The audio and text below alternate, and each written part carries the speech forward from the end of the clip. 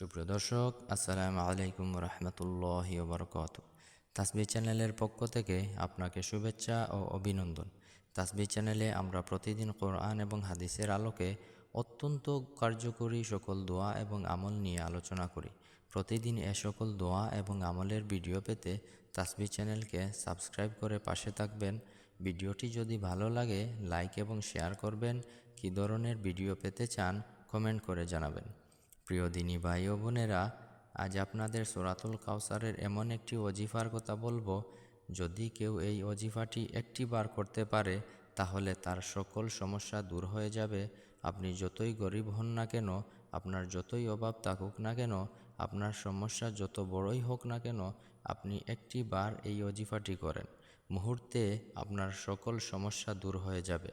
আপনার সকল পেরেশানি, দরিদ্রতা, অভাব, অনটন দূর হয়ে যাবে। আপনি যে কাজে হাত দিবেন সে কাজেই সফলতা পাবেন। আপনাকে টাকার পিছনে ঘুরতে হবে না, টাকা আপনার পিছনেই ঘুরবে।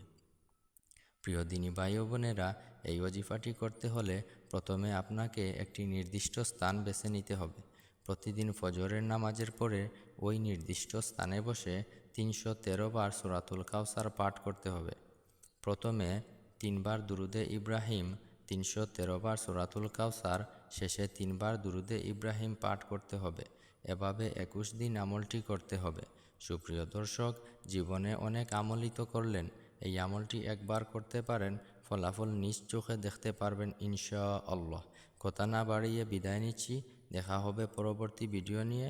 ভালো থাকবেন। আসসালামু আলাইকুম ওয়া রাহমাতুল্লাহি ওয়া বারাকাতুহু।